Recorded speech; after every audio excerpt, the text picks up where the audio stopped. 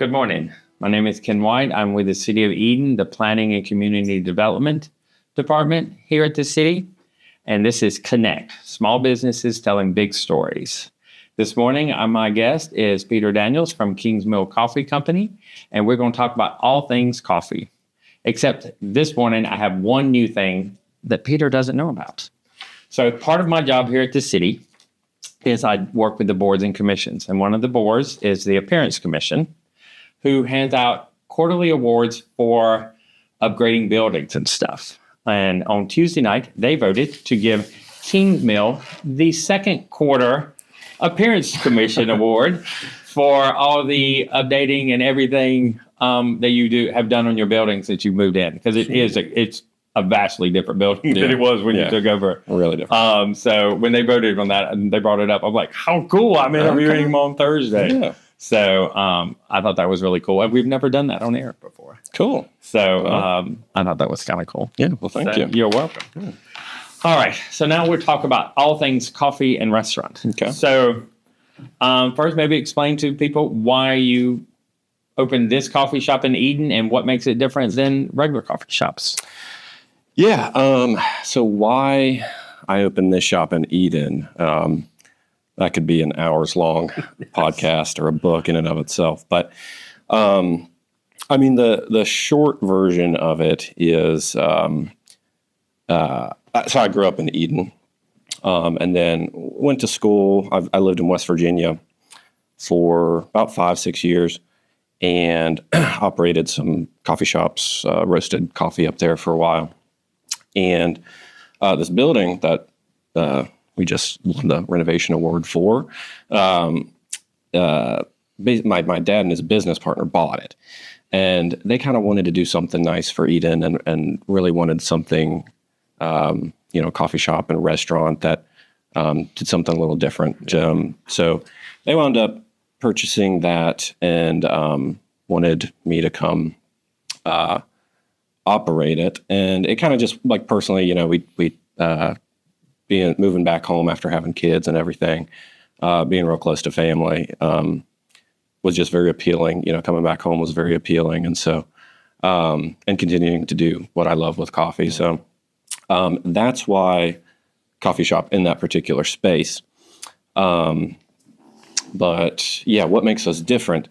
I guess, we have a really almost insane focus on quality. So, we have a roaster. I don't know if a lot of people know this, but we have a coffee roaster in our basement. So, all the coffee you would drink there, that's our own brand. I roast it every week. I roast coffee there. And, spend a lot of time, sampling coffees that come in and stuff. So, making sure like we're roasting the best coffee, some of the best coffee in the world. I mean, truly, we don't slack on that. So buying some of the best coffee in the world, roasting it ourselves. I spend a lot of time training the baristas to pull good espresso, to steam good milk, things like that. Also, our syrups, and this is just, talking about the coffee right now, but we make all of our syrups in-house by hand. And we take a lot of time dialing in those recipes too. So, some of our favorite syrups, we have vanilla, caramel, stuff like that. But some of our more unique syrups like lavender rose or rosemary fig syrups, we're not just putting sugar and water together and adding an extract. Right. Sometimes we do that, but we put, actual rosemary and fig and let it simmer and infuse overnight and stuff. So, we just do a lot of little things that I think in the end add up to what our goal is: a perfect cup of coffee. Of course, don't always achieve that, but this is not my quote, but I've heard somebody say that perfection is just a lot of little things done well. Right. And so we just try to focus on that whatever little thing we're working on at the moment, and then hopefully building up into something perfect for the customer. So I think that's what makes us different. Just speaking on the coffee right now, not even the food, but yeah. Well, it's cool that I mean, the people who drink coffee, I am not one of them. I'm a Diet Mountain Dew guy, but the people who drink coffee and they're like, this is like the real coffee. Yeah. So like, how does Little Eden source coffee from like around the world? I mean, it has to be shipped in from somewhere. Yeah. I mean, it gets shipped in. I mean, that's not too difficult. Actually, you could go online and get pretty decent coffee. Actually, if you know where to look. My preference, we don't do a ton of volume since we're just one coffee shop. My preference is to, get to know the farmer that we're actually buying from. But right now we source mostly from Colombia. Just started working with some people that we worked with. I worked with in West Virginia, some old contacts to get coffees from Peru and Ethiopia again. So that part is not incredibly difficult. It does have to be shipped in. Generally, the coffees we'll buy from will be from Central or South America or East Africa. That's where the bulk of really high quality coffee comes from. Yeah. Well, that's cool. And I understand just from vegetable, each region would have, because the dirt is different and the pH level. So they all taste different and different strength and all that. That's very cool. Yeah. So I know I've been there a couple times for lunch. And now you're doing dinner on the weekends. But how did you transition? Was the plan always to do a full restaurant for the coffee shop? Yeah, it was. And I'd say like our biggest struggle for the first few years was finding the right person to run the kitchen. This particular building, almost going back to the first question, when I moved down, I sort of knew ahead of time that just a coffee shop in this building would not be super sustainable. I mean, it's a very big building. I think people don't understand how big it is. It's huge. It's not just that little area in the front. There's a whole back area and then an entire part in the basement. So it's like 8,000 square foot. It was full of chandeliers. It was, yeah. And so, and it's on a busy road.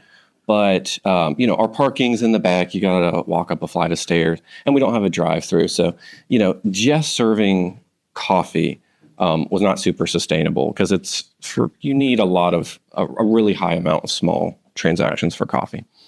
So I sort of knew with that building, it's not really built for that purpose. It's built a little bit better for a smaller amount of, larger tickets, dinner, cocktails, things like that. So that was always our goal. It was very, very difficult, though, to find someone very, talented, motivated, who could kind of take my vision and also add their own thing to it in the kitchen. So we went through a few different people, and it just couldn't quite click with me. And last year, we were very, very lucky. Lucked into Jay, who runs our kitchen now, who has a lot of experience and really was looking to be creative and has a ton of ambition.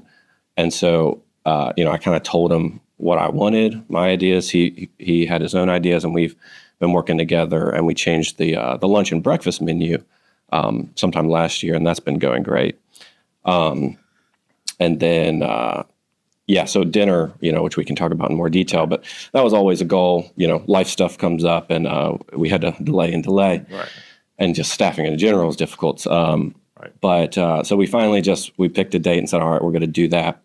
And it's been going great so far. So yeah, I mean, we're planning the whole time to do dinner, and we want to continue to improve. That's kind of we're Kingsmill Coffee Co. But a lot of times I just say Kingsmill because our focus, the coffee we kind of have done almost in a sense. And so we're really focusing on having that same kind of insane drive for quality and applying that to the kitchen and the cocktails and things like that. Well, I also know from reading the menu and stuff, the menu is very diverse for Eden. Yeah. I mean, great products, all that stuff. So somebody who hasn't been there before, what would I walk in and say, what should I eat off the lunch menu today? The lunch menu, good question. I think our burgers are really, really good. Of course, we're not the only people selling burgers in Eden, so but we try to do something a little different with them. So we do smash burgers. My personal favorite is probably called just the goat. It's got like goat cheese and pepper jelly and bacon, and that one's very, very good and unique. I'd say one of the smash burgers are we have one that we do homemade cream cheeses for breakfast, and we had one of our jalapeno popper cream cheese to one of the burgers. It's really nice. But that's good. But yeah, that's kind of my go-to. I also, actually, the buffalo chicken mac and cheese wrap is kind of a weird one.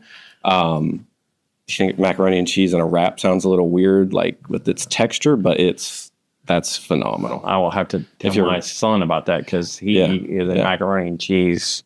Yeah, he loves that. Got to be ready to take a nap after that one, though. It's not light. Well, that's cool. And so going into dinner, so the dinner menu is different than the lunch menu. It is. You know, dinner is only Friday and Saturday? Currently, it's only Friday, Saturday, 5 to 8. And again, that's, what we really wanted to avoid was, not too many hours. Like we just wanted to focus a few hours a week and kind of get things right, I suppose, get our systems down, and see what we need to change or improve or whatever. So yeah, only Friday, Saturday, 5 to 8, and it is different. It's quite different, actually. So we, our breakfast and lunch are pretty high quality, but we really decided for dinner, work at a, really, really go for it. And so it's mostly like pastas and pizzas, but we all the pastas we're hand rolling, we're making by hand, which you don't really see around here very much. Our pizzas too, they're all hand tossed. They're slow fermented in the fridge overnight, and we try to do some unique stuff with the dinner menu with the pizzas too. So we blend a little traditional with the pasta and some kind of weirder stuff with the pizzas that still taste great.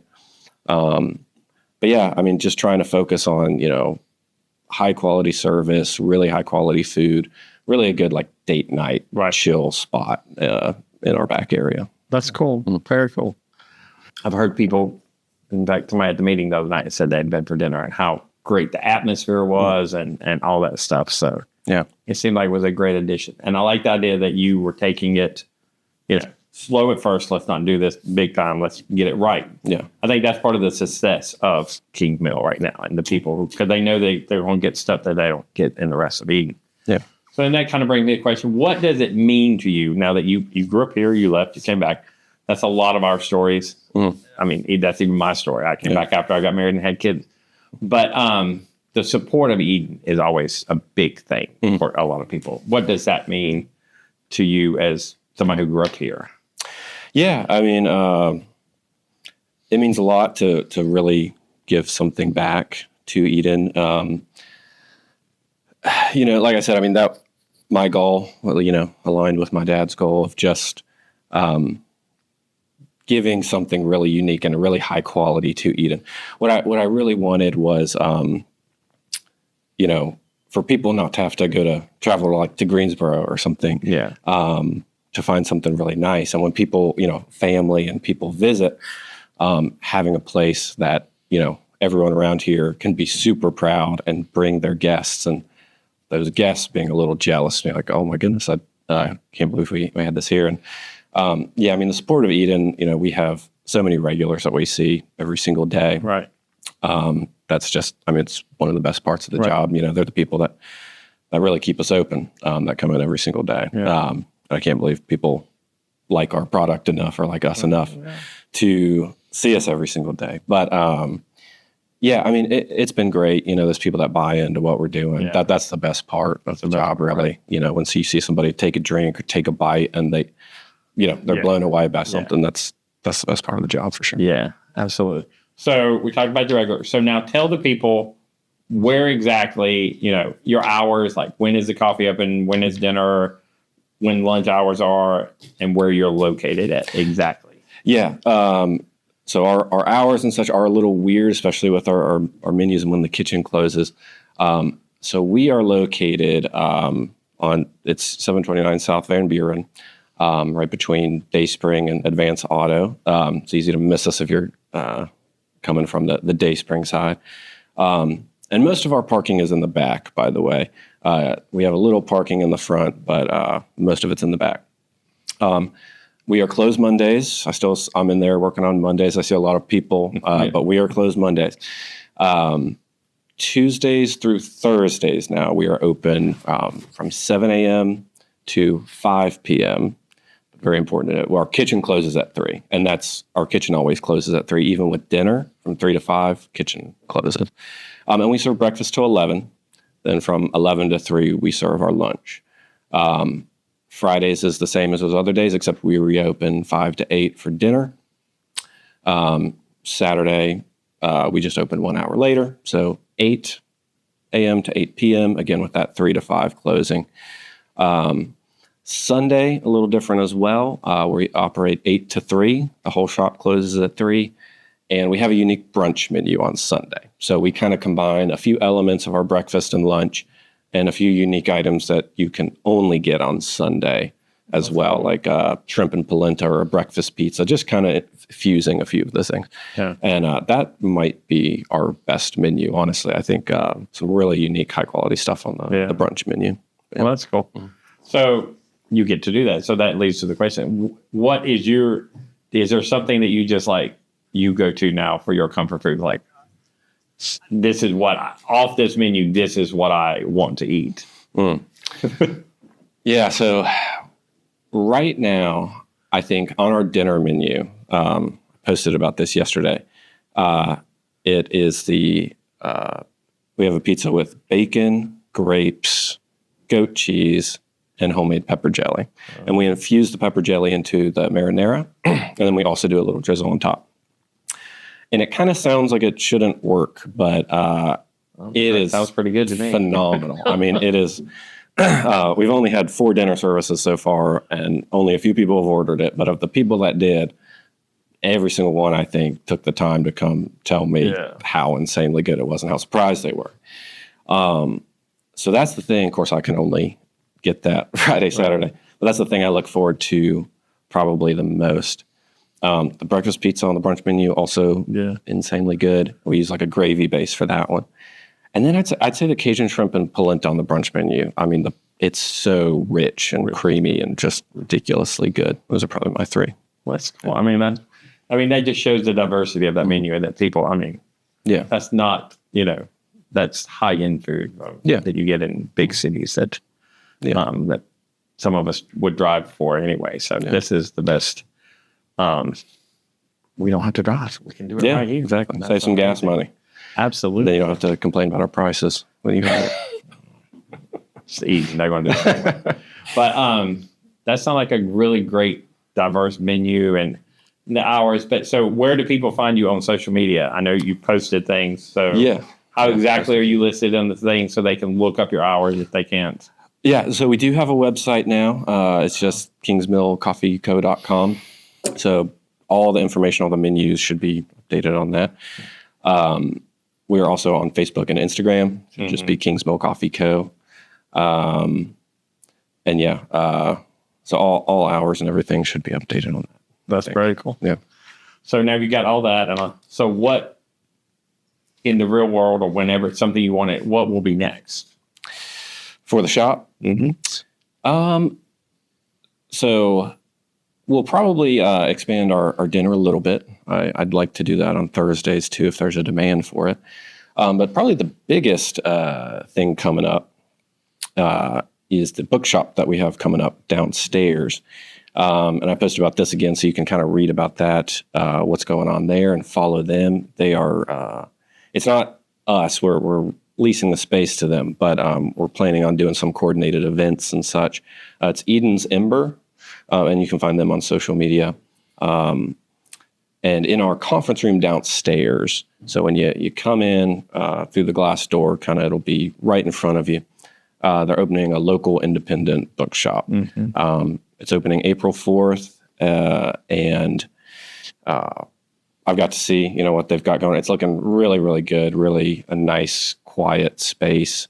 And so just an awesome spot to hang out. I know they're going to allow food and drink down there, so you can grab a coffee and go kind of meander through the bookstore and buy you a book too. So, and they're planning on hosting like local authors, doing a lot of events. I think they're planning on allowing people to rent out the space for like date nights that we would kind of prepare something special for too. I'll let whatever they officially, we'll work on that. But we've just been in talks with a bunch of cool stuff that we can do on that space. So very excited about that. Very cool. Yeah. Very cool. So thank you for joining us today for Kennect, small businesses telling big stories. And I hope that you're hungry now. Go to King's Mill. Thank you.